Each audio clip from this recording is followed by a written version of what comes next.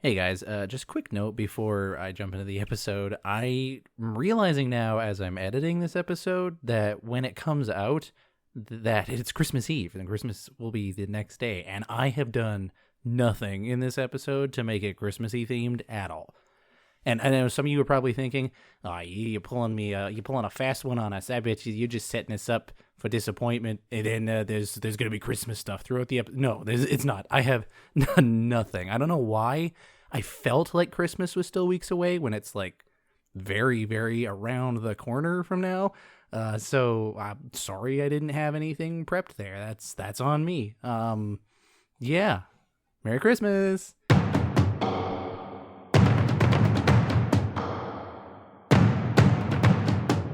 Welcome to the World of Eora, a news and lore podcast about the Pillars of Eternity games, as well as Obsidian Entertainment's upcoming release, Avowed.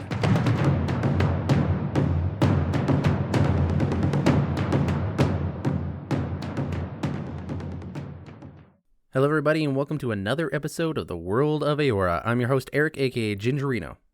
Thanks for joining me today as we dive into the history, lore, and game mechanics of Pillars of Eternity 1 and 2 as we gear up for the release of Avowed. For those wondering why we pair all those games together, it's because they share the same fantasy setting known as Eora. So as the theory goes, if we dive into the world of Eora through the games of Pillars of Eternity 1 and 2, we can glean some insights into what Avowed might be like as it undergoes development, as we learn a little bit more, and when the game releases, we'll be able to appreciate the nuance and writing and the stories that we see within. Today, I'm going to continue my series that I guess I'm doing through the bestiary. I've been very interested in the Pillars of Eternity bestiary lately, simply because I picked up a tabletop role-playing game called Monster of the Week. Some of you might have heard of it.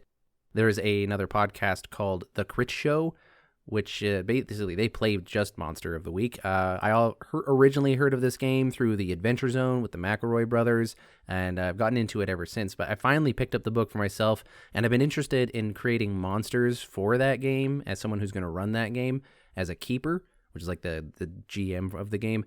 And I've been using inspiration from, books, movies, and other media, but primarily video games, and I've been using a lot of Pillars of Eternity stuff. There's actually a monster that exists within the lore of this world called a Pulpovere, which is kind of going to be the first monster I think I'm going to use for that game. But anyways, that's just why you've been listening to a lot of these episodes lately, because that's what I've been reading on. Today, we're going to be talking about another category of creature that you see within the bestiary of Eora. To give a little context for those who might be jumping in who are new, first off, welcome to the show. Happy that you're here. If you ever have dove into fantasy media of any sort, you'll quickly learn that there are unique and fantastical creatures that exist within the world. And as fantasy media has gone on, there have been some pretty regular classifications of creature that we see within these different fantasy worlds. For example, there's a category called Vessel, which typically include things like the undead, or constructed creatures that are implanted with some sort of a soul, like animated armor or something like that. There have been just mundane beasts that exist within the world. We talked about primordials on an episode before. We've also discussed spirit-based creatures, so things like ghosts and phantoms. And today, we're going to be discussing a category of creature that we see in Pillars of Eternity called Wilder. This is a term that you have heard in other fantasy media, although you might have heard it under a different name as well. And it typically is the catch-all title for creatures that have sentience and cognition, like they have rationality. They're not just mindless beasts, but they're not quite in the civilized races, if you will. They're not forming civilizations and cooperating with each other to move forward and progress. They're kind of just like these, they're a little closer to animals, but they do have sentience to them. They do have their own culture and society, and in some cases they even have like practicing religions and art forms and stuff like that. We've discussed a few wilder creatures and all that they have in other episodes. For example, I've talked about Zorops, which are kind of like this world's version of kobolds. They're like little dragon worshippers. They're very fun, and I did a whole episode on them. I did a bonus episode on the Naga, which we see in the second Pillars of Eternity game. They're kind of like half snake, half humanoid creatures that live in caves along islands in the Deadfire Archipelago. As well, I've talked about Vithrak a lot, which are humanoid ancient psionic spiders, which by far are the coolest thing I've ever heard of. But there's a few other ones to discuss, and I don't know if I can do full episodes on them, so I'm going to just do some here. Instead of just doing all of them, I'm going to just do them in pieces, like I normally do. So I'm going to talk about one thing at a time, and then once I get to a certain length of recording, I'm just going to stop, and I will pick it up on a next episode if we have to do a part 2. But we'll see. Maybe I'll get through all the ones I really want to talk about today. So yeah, that's what we're going to be talking about. We're going to be talking about wilder creatures, creatures in the wilder category, ones with levels of sentience and rationality and cognition that have civilization, but aren't really entered into the main society of the overarching world. So let's dive into it. I'm curious. What exactly did you find there? Now, before diving into specific creatures, let's talk about what a wilder is as from the perspective of Obsidian Entertainment, the people who created this world. If you own a copy of the Pillars of Eternity Collector's Guide, which is just a lore book that kind of comes with the game, you can find it in some of your PC files. If you have the Hero Edition, I believe, that you need, you can find this in the Bestiary, the Wilder section, and they are described as such. Where does civilized meet savage? Some would say in the wilder. Such creatures are classified as possessing above average to extraordinary degrees of intelligence and a unique form of organized society. Some are developed enough to show a keen understanding of their ancestral traditions. Examples include dancing, singing, story, poetry, etc. These displays are often misinterpreted by the uninformed. In spite of their apparent complexities, wilder creatures exhibit no inclination towards joining civilization as a whole and keep to themselves to the point of lashing out with terrifying aggression when confronted by an outsider. So as we discussed, these are groups of creatures that actually have intelligence. They actually have organized society and culture, as exemplified here with dance, song, and story. However, they're not really interested in joining the rest of society on a worldwide basis, and they kind of stick to their own, and they might even lash out and attack people that just are nearby. All right, so it's kind of like, where is civilization meet savage? That was the question that it opened up with. It's kind of a gray area, it's not like a defined line in the sand, this is a wilder, this is not, but it's a them when you see them type of thing, especially in fantasy media such as Pillars of Eternity, where it's very clear because it's if you meet a Zarup, they're categorized as a wilder in the actual bestiary you read in the game. So examples of wilders that we see within the world of Eora, at least just looking through this book, we have ogres, skulders, Vithrak, trolls, and Zarups. And there's a few other ones as well in subcategories and ones that we see from the second Pillars game, such as imps. And there's different variants, like there's a variant of an ogre called an Eoten, and so we'll be talking about some of that today, hopefully, if we get to them. And then those are examples of wilders. So let's start going through these lists of wilders and see what we can learn about them. Moving on to the Pillars of Eternity fandom website, which has a lot of the same descriptors that we see within the Pillars of Eternity guidebook, so I'm just going to use that as my source. They also include creatures that we see from the second Pillars of Eternity game, and it's also laid out in alphabetical order, so I'm going to use that. The first creature we're going to talk about is actually from the first Pillars of Eternity game, but it is from the White March DLC, so it's not in the base game. You have to have the White March DLC, and these creatures are called Lagufaeths. Lagufaeths, and there's not a ton to say about them, but they are classified as a wilder. Lagufaeths are territorial, four-armed amphibians, though their thick skin protects them from cold climate of the White March. White March is a mountainous area within the world of Eora that you play in the first Pillars of Eternity game. They tend to favor hot springs. Lagufaeths are communal wilder with rudimentary weapons, but natural aptitude for magic. They are especially dangerous in the mountains, where storms and snowfall may hide their presence from travelers until it is too late. They can remain under ice for extended periods of time and have been known to surprise unwary fishermen. A Lagufaeths redfin is a dominant, mature one. They may be male or female. A Lagufaeths that transitions into a redfin develops a reddish-brown tint to its skin and a bony crest on top of its head. They are rarely the oldest member of a group, but they are the most aggressive, and they're typically responsible for defending a nest or a group. When a Lagufaeths redfin loses status, its crest falls off and its skin returns to a shade of blue, green, or purple. And so that's all the description that we have for Lagufaeths. I will get into the nitty-gritty of some of this lore here, but I'll talk about which variants we see. So there is just the base Lagufaeths, but we also have ones called a Sidewinder, the Redfin, Barbarian, Cipher, and Broodmother. And the reason that's important, I think, for the lore is, well, we've already discussed the Redfin, which is kind of like the defender of a group or a nest, and Barbarian, which means they do have warrior classes in here, but they aren't fighters, they're not soldiers, they're called barbarians, so a little bit more tribal in that sense. But we also have something like the Cipher, and this we'll discuss later on when we're talking about their innate magical abilities, as well as Broodmother, right? So that kind of, to me, has a little bit more of an animalistic feel, so a little closer to the savage side, I would say. There's no mention here about language or religion or anything like that, like we might see with Zarups, that they kind of have almost like this religious worship towards dragons. A little bit more on the, I guess, savage side, if you had to say anything. Some interesting things to note, though, is that they are four-armed amphibians, which means they would be cold-blooded creatures. But they live within the White March, and that is a very cold climated area. There's snow and ice absolutely everywhere. They're living in a mountainous zone that's very cold. And so it's interesting to see these, what I would assume, of course, I could be wrong, are cold-blooded creatures within this cold climate. But perhaps this is why they favor hot springs. And it does say that their thick skin protects them from this cold climate. So they've clearly adapted to that. I'm curious as to how a creature like that even ended up in that region. Perhaps the White March at one point was not as cold as it is. And that might be indicative of something that happened within the history in this region of the world that made it that way. Or perhaps they were just forced into this area or introduced by other means. I feel like there's a story there that was never told or developed. They are communal, so they do have a society. That's what it says here. They do have some sort of community. And as we discuss Redfins, which are kind of like the higher ups, there is clearly a hierarchy in terms of like which Lagufaeth does what thing and which ones are more important. They do have a natural aptitude for magic, which is an interesting thing within the World of Eora, because if you listen to my episode on magic, you'll know that any magical ability is just a different way of interacting with essence. Essence is the stuff that souls are made of in this world, but this essence also is suffused into every object within the world. It can even be ambiently within the air around you.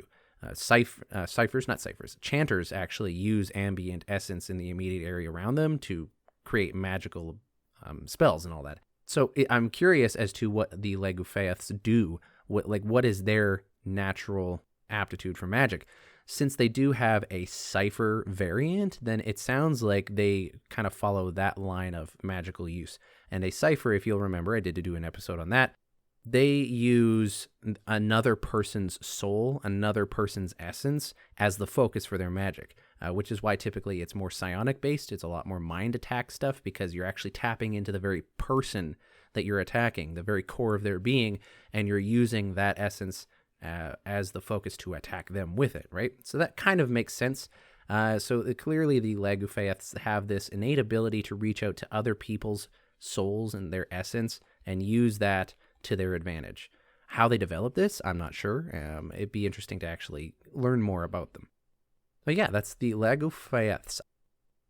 The next creature that we're going to discuss are Ogres, and this is a race of creature that we can see in both Pillars of Eternity game. They also have a variant called the Eoten, which we'll discuss as well. Ogres stand between 10 and 12 feet tall. They are heavily muscled and typically attired in the furs or skins of their prey. They use crude weapons found or created in the wild. Clubs, axes, and maces of bone or wood are the norm. Most have unkempt hair that ranges from black to rust. Ogres have thick skin, which ranges from pale, in colder climates, to dark bronze.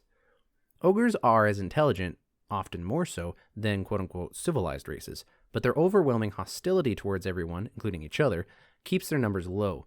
Ogres prefer to live alone except during mating season, which does almost as much to reduce their numbers as it does to replenish them.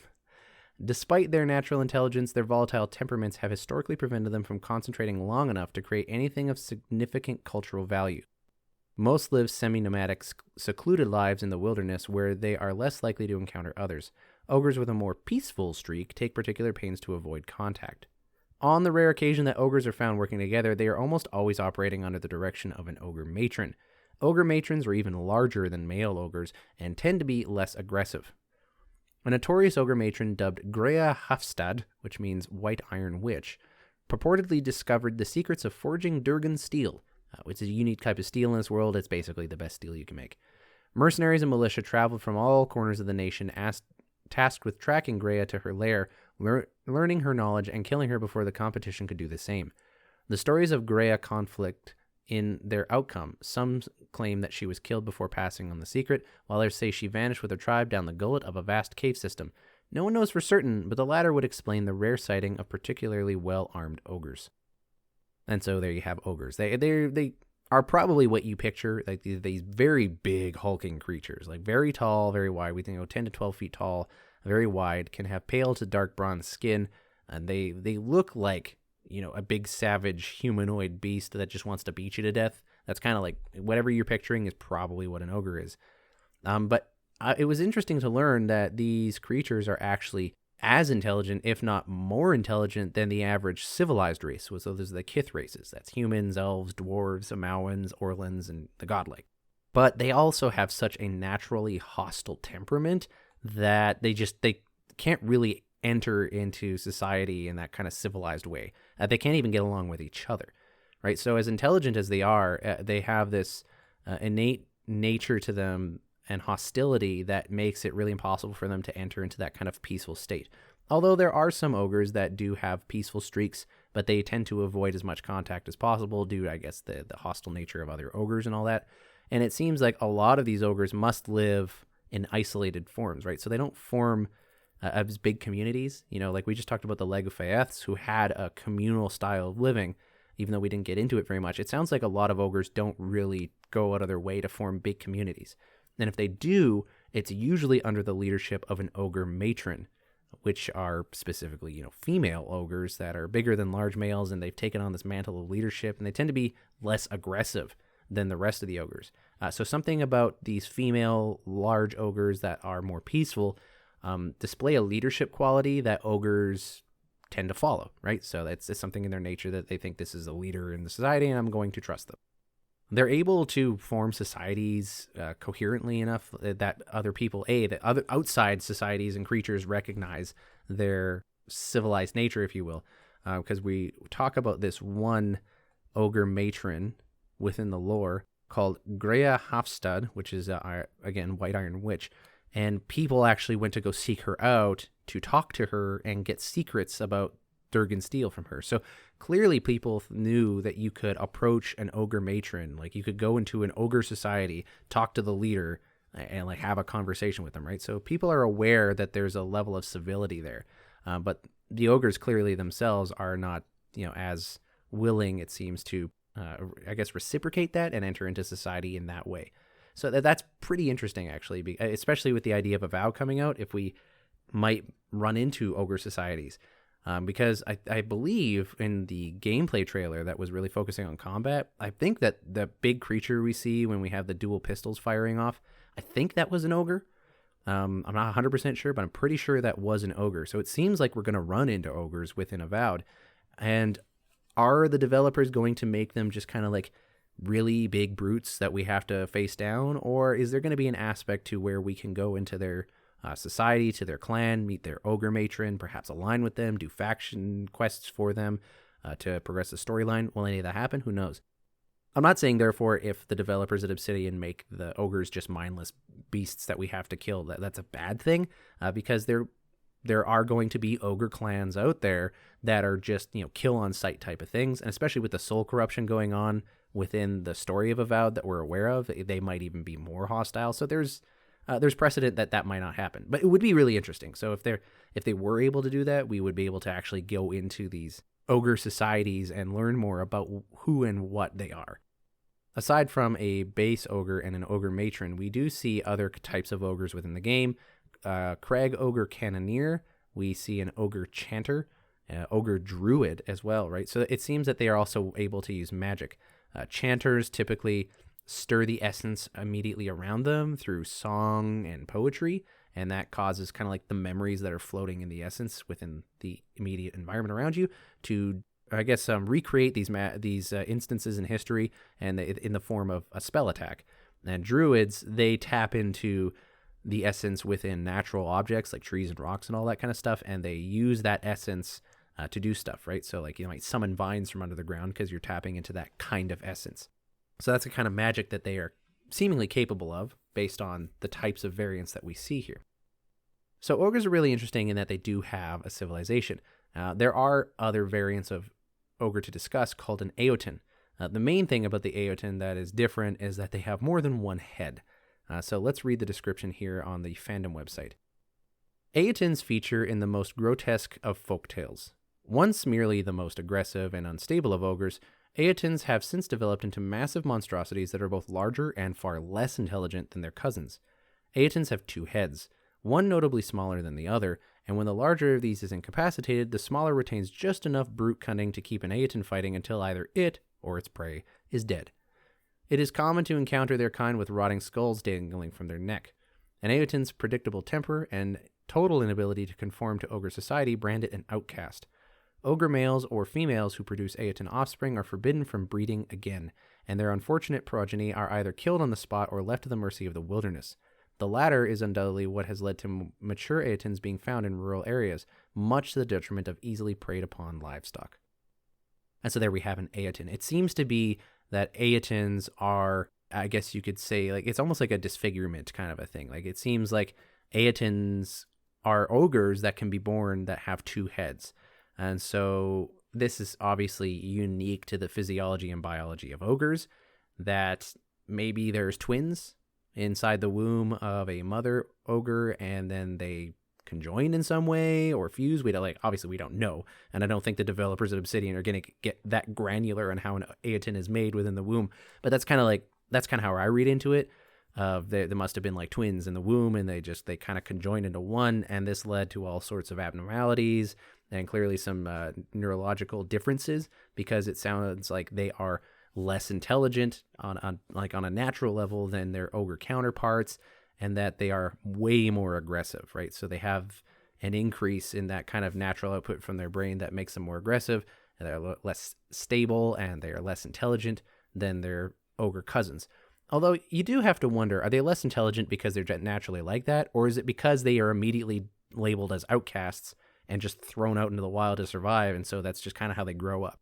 So you have to wonder whether the lore is written from the perspective of the developer or the perspective of someone within the world who is writing this. But yeah, the big notable thing about them is, well, A, they're bigger. They're much bigger than an ogre. They're way stronger, way more aggressive, but they have two heads, and that's a very significant thing. I do remember seeing a skeleton of a creature in the Avowed gameplay trailer with two heads. It was actually behind Kai, I believe, when he was doing his monologue. But the skeleton looked way too small to be even a regular ogre, never mind an Eoten. So I don't think that that's what that is. But that's the closest thing I can think of where a skeleton would have two heads. Who knows, though? Maybe there was some animancers who are basically scientists that study essence, the stuff souls are made of. Maybe there were animancers who were trying to figure out how Eotens happen, and they managed to recreate it with a normal, like, human being or something like that, you know? Who knows? I suspect that since we see an ogre in the Avowed gameplay trailer, we might run into Eotens as well. It makes sense that they could exist. They would be very good, not cannon fodder, but like just mindless enemy that you do have to just run in and kill. You can't learn more about them, kind of a thing. But you never know. There might be an NPC that happens to have maintained a level civility. There's always going to be that interesting exception. So that's a unique version of an ogre that we can see called an Eoten. They are supposed to be very formidable, so if we do run into them within Avowed, be ready for a fight. All right, so we still have Scolders, Trolls, and Imps to discuss, but I'm already kind of approaching a little over the half-hour mark as I'm recording this, and I don't think I'm going to get through all three of them. I might do an entire episode on Imps. Like, I have this page here of lore, but I feel like there's more research that I can do, so I'm gonna hold off on them. And I don't think I can get through Scolders and Trolls in the next 5 minutes, and I don't think it would be a good way to do it. So I'm going to hold off and do a part 2 on these Wilders, discussing Scolders and Trolls and possibly Imps in another episode. So we're going to stop discussing that here. We've taken a look at the Lagufaeths, Ogres, and Eotens that we've seen in Pillars of Eternity. Now, before we close the episode, even though I've kind of touched on it a little bit, let's ask, what might any of this have to do with Avowed? Is an oath worth the weight of a crown? In regards to Lagufaeths, I don't really see them existing within the game of Avowed because they seem to be very specifically tied towards the White March area within Pillars of Eternity, the White March DLC, and so it seems like they're very unique to that area. Of course, like I said, there is kind of a question of where did they come from, because it doesn't seem like a natural habitat for that type of creature. So, like, were they reintroduced, or was the White March originally warmer? So maybe there are Lagufaeths that actually come from, say, the Living Lands. The Living Lands, according to the lore, has a huge variety of flora and fauna. And so it wouldn't be unheard of for something like a Lagufaeth to exist within the Living Lands. But whether or not we actually see them, I don't know. I don't think so. If I had to place money on it, I would say that it doesn't seem really necessary for the developers to do all that work for that, and that it would really contribute a lot of lore, unless, it's already known within maybe the developer circles that that's where they originally came from. Yeah, I don't see it happening. It just seems a lot less likely. So if you want to enjoy punching a Lagufaeth in one of its forearms, then you got to go play the White March DLCs. Which actually, fun thing, Centigraphs, a guy on YouTube who's been doing a very thorough lore through of Pillars of Eternity 1, I believe he's starting to put out episodes on the White March DLC, so if you're interested in that, go take a look at that, Centigraphs. As in regards to Ogres and Eotens, I've already talked about this, but I'll just reiterate it quickly. I'm pretty sure we already have seen an Ogre in the gameplay trailer. So it seems like there's a precedent there that we're going to run into Ogres within Avowed. It also just makes sense. Like, they're a very, I don't want to say basic, but it's, it's an Ogre. When I said Ogre, what you probably pictured in your head was what an Ogre is in Pillars of Eternity, and that's because it's something we've seen in fantasy media before. Right, the little unique nuances are different, obviously, in one fantasy world to another, but it's something that I think the developers would have been like, yeah, obviously we're going to put Ogres in. They're big, brutish, humanoid things that you can fight. They do have the propensity for civilization, so it's an interesting faction you can have. Like, it just makes sense from a creative perspective that they would include it, especially considering that's what we see in the gameplay trailer. The only question I have that I'm not sure about is whether or not they are just going to be enemy types, or if they will have the potential to interact with on a conversationalist level, or if we can go talk to an ogre matron. Knowing Obsidian, I feel like they'll include something like that, even just like on a one instance level. Like, it's just something that happens once. It might not be a big thing, but it could be. I could also see them like creating an entire tribal society of ogres, and it could be actually a really big side quest. I could totally see Obsidian doing that, just looking at the history of their writing and how they do that kind of stuff. I could totally see that. So my money is that we're going to see ogres, and if we are going to see ogres, then almost certainly there will be an Eoten or two in there somewhere, especially since, if we're looking for the big brutish enemy that you can't talk down, like you're going to have to fight him, Eoten is a good candidate for that, because they don't have that same level of base intellect. They're far more aggressive, so it's more of like they'll probably kill you on sight, and they might not even be tied to the local ogre society that might exist nearby, So I see Eotens existing. If they do, I don't think they'll be very common. Like, I think they might be one of those big enemies that you avoid for the first half of the game and have to walk around until you're strong enough to take them on. Because they are supposed to be a little more formidable. But, depending on how they want to power your character within the game of Avowed, maybe you can take them on early. Who knows? But yeah, that's my prediction in regards to that. What about you guys? What do you think? Will we see Lagufaeths, Ogres, or Eotens in Avowed? Send me an email, worldofeora@gmail.com. While you're doing that, maybe follow me on Twitter @worldofeora. I mostly just update when episodes are out, but sometimes I post questions and updates on the show or how I'm doing or anything else that's going on and interact with fans. It's always a good time. No news about the show to go over right now. As some of you may be aware, I'm just kind of recovering from mental health stuff. I'm pretty good. I'm a lot more stable at this point, but I'm not like taking on anything extra. I'm just trying to like do a good job with what I'm currently doing. So hopefully you guys have been enjoying these episodes. It's been really good getting back into it. I've been playing a game, I actually just beat it, called Unsighted. It came out, I think, 2 years ago by Team Pixelpunk. Great game. It's also published by Humble Games, I believe. A wonderful game. So it's a Zelda-like, if you will. It's like a older pixel art style. It's kind of top-down, like if you're thinking Super Nintendo era for Zelda, it's kind of like that perspective, but with updated controls. So it's that perspective. If you've played Hyper Light Drifter, there's a lot of actual comparisons there, I think. Maybe not aesthetically, but like in terms of the pixel art style. But the story of Unsighted is essentially you're playing as an automaton in kind of like, I don't know if you want to call it a post-human society, if you will. And there are a lot of other automatons in the area, and you guys are just trying to survive. There's a problem, though, is that you guys were just normal robots at one point in time, but at some point, this unique thing called anima got introduced to the automatons, and so now they have consciousness. The problem is that every automaton is losing this anima very slowly, and if they do, they become unsighted, and they basically just become these mindless, for lack of a better word, feral automatons, and there's nothing left in them. They're just kind of consciousless.